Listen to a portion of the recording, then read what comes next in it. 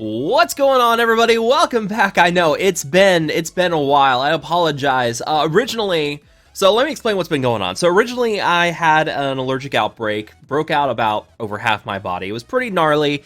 That put me down for like a week thereabouts before I could like really recover and have the energy to go back to making videos. But during that time, I kind of realized like it was nice to have a mental break from just Marvel Strike Force and the constant negativity going on with the game. It was nice to just kind of stay away from it for a while, not make videos on it. Thankfully, I'm not a full-time content creator, so I don't have to worry about having to do videos on it daily. But yeah, I just kind of need to take a break from just discussing Marvel Strike Force with what's going on, all that stuff. But yeah, I'm back now. We've got a lot to catch up on, and today we're going to be focusing primarily on this stuff with Rogue. And the controversy with her kit, with the special having a drastic change to it. Kind of talk about that. Maybe talk a little bit about Unlimited X-Men. And then we're just going to start catching up on things throughout the week. Talking about A-Force, or as I like to call them F-Force, because they're not good. Talking about Cosmic Crucible, your best teams. Kind of catching up on all that stuff too. So let's focus today on Rogue and what's going on here. Rogue is going to be the second Horseman for the Apocalypse team. We have Morgan Le Fay being the first one. Now we have Rogue as the second horseman, or horsewoman in this case. 2 females so far, so I guess it's horsewomen so far. But her traits, she is Hero, Global Mutant, Protector, Unlimited X-Men, Horseman, and Legendary. The mutant thing's gonna be pretty big because she's got some stuff in here that looks like she's gonna be pretty good for the mutant raid. So we'll talk about that. But let's start talking about her basic here. Mega Punch clears all barrier on the primary target and attacks for 300% damage. If the target did not have barrier, bonus attack for 300% damage. Number one, when I first saw this, the first thing I thought of right here is clearing the barrier and how this could make her potential counter to Darkhold in Arena, or at least part of a counter to Darkhold. Because right now in Arena, Darkhold with Morgan Le Fay, they get another 30% bonus max barrier, up to 60%. A lot of health on those characters, so you know they have a pretty beefy barrier on them. But you bring in Rogue, and it's gonna be interesting to see what her Striker does as well. If her Striker also clears barrier, that's gonna be crazy. That's gonna be really, really good for Arena. I'm excited to see what we can do with that in Arena. But then also, if it doesn't have barrier, bonus attack for 300% damage as again. So they don't. I don't think they say here what they don't say like what her damage, health, focus stats, whatever. They don't really say like what she's gonna be high on.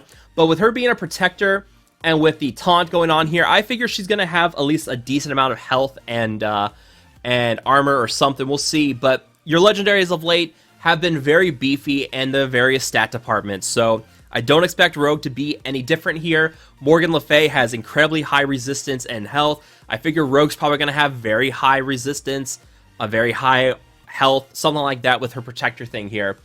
But then we get to this special, and we're going to talk about this energy cost, because this is the big controversy. 6/6 energy cost right now, 2/2 is what it was originally listed as in the blog post. But this is a very, very good special, and when it was listed as a 2/2, it looked absolutely broken. Applies trauma, slow, defense down, offense down, ability block, heal block, and disrupted for 2 turns to the primary target.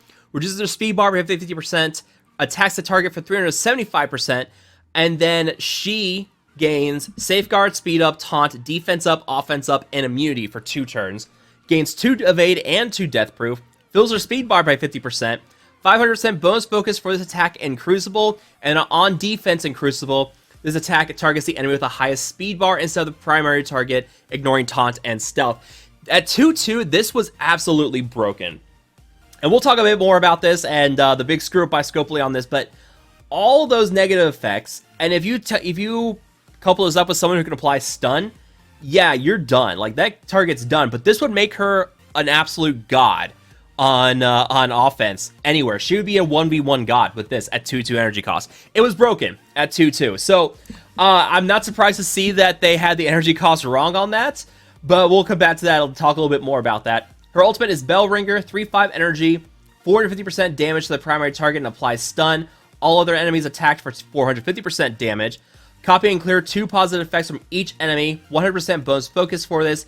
Unavoidable and cannot be blocked. Pretty good stuff there. Apply stun to the primary. Clear and positive effects can't be blocked or unavoidable. That's not bad. That's actually going to be pretty good. It's like I think Unlimited X-Men, especially with Rogue on it, like this is going to be a pretty solid war team because of things like the special and the ultimate. Unavoidable and can't be blocked. Like blocking is a big thing in war defense. So, you know, this is going to be a pretty good ultimate, I think, for war offense as well. Her passive is Southern Hospitality. On spawn, apply defense up for 2 turns to self and all Unlimited X-Men. And Crucible, safeguard to self and all Unlimited X-Men allies. On turn, heals for 10% of this character's max health.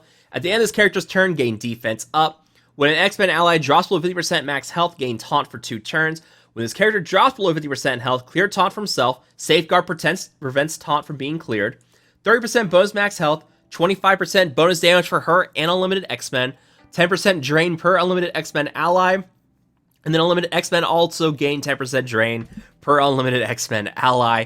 While she has Death Proof, 100% bonus resistance, clones of this character have reduced max health and speed than standard clones, and they cannot reach maximum ability levels. So pretty much this is going to be a counter right here. This is going to prevent Mr. Sinister exploits.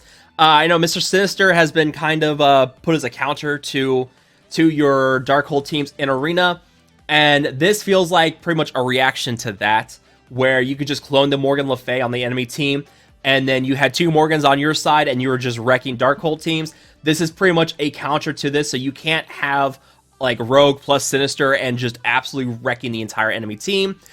Yeah, this is pretty much a counter to Mr. Sinister and those kind of exploits. Not exploits, but prevents Mr. Sinister from being a big counter to your Unlimited X-Men teams. But, you know, safeguard and defense up for 2 turns. Bonus max health, and then gaining taunt for 2 turns. She's a protector. Bonus damage. This passive is crazy. A lot of stuff there. But, you know, there's quite a few things with Crucible in here, like up at the top with the safeguard for herself and Unlimited X-Men allies, but there's a lot of non-Crucible stuff here. So this looks like the Unlimited X-Men team is going to have quite a bit of power outside of Crucible, which is good.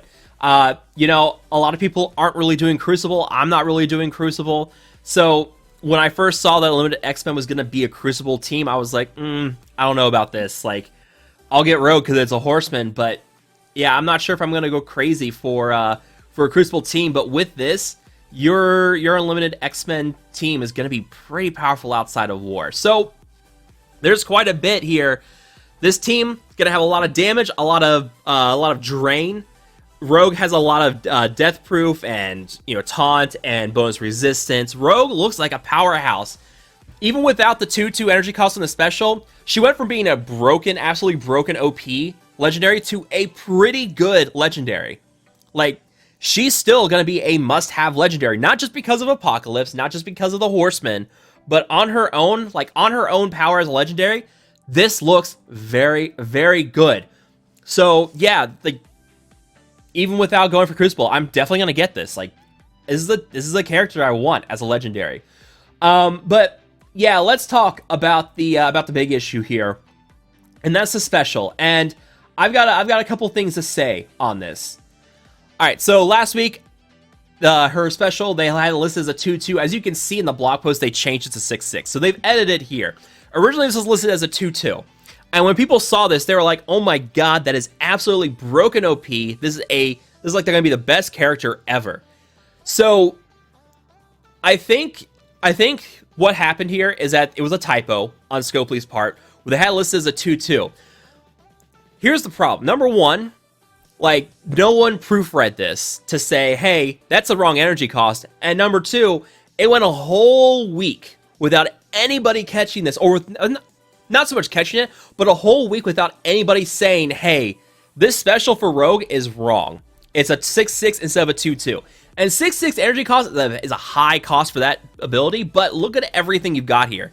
Very high cost for a special, but with all these negative effects, with the 2 evade, the 2 death proof, all those positive effects she's gaining, reducing the speed bar on the enemy target, all those negative effects she puts on that enemy target, you gotta have a high energy cost for this. Otherwise, it would start to be a very strong thing. And at 2/2, it was just absolutely broken. So I'm not surprised to see that the 2/2 energy cost was wrong. And, you know, Scopely does deserve a lot of criticism for the fact that this was not announced for an entire week. Like, that's unacceptable. And I know people are going to say that they built up their Unlimited X-Men, they really pushed their A-Force, the Wakandans, and their Young Avengers because they saw how broken OP Rogue was. Let's be honest here, you were going to do that anyways because it's a Horseman, it's part of the Apocalypse team. So I don't really buy the argument that people rush to gear up those teams to unlock Rogue when they were going to be doing that anyways because Rogue is a Horseman. You're going to be getting this team no matter, you're going to be going to push for her no matter what because of the Apocalypse team and the Horsemen. So, yeah, maybe you put a little, maybe you geared up your A-Force and Young Avengers a little bit quicker, but you're still going to gear them up. I'm not really trying to put this on the players, but I don't really buy that argument. That one just doesn't make any sense to me. And yeah, I think that's a pretty weak argument overall. Young Avengers, still a fantastic team. A-Force, there's going to be some talks. I have a film behind closed doors about A-Force because that team needs work. But yeah, it's not like gearing up Young Avengers was a big waste. A-Force, we'll have to see what they do with that. But yeah, this kit looks amazing, and at some point, I don't really know what to say. I mean, it's been said multiple times. The fact that the energy cost was not caught earlier, was not announced earlier, it's not a good look for Scopely. Nothing's really a good look for Scopely these days. But I do want to hear from you guys. What do you guys think about the special change of the energy cost? Are you like me in thinking that, yeah, it just was absolutely broken at 2-2 and it couldn't stay as 2-2? Do you think 6-6 is too much? I've seen people say 4-4 or 5-5 is more what the special should be at. Let me know down below, but as always, if you guys have enjoyed this video, any questions, comments, concerns, thoughts, ideas, make sure to drop them down below. We've got a lot to catch up on. Again, apologies for being away for quite a while. We're back now. Got a lot of stuff to talk about. Thanks again for watching, guys. I will see you guys next time.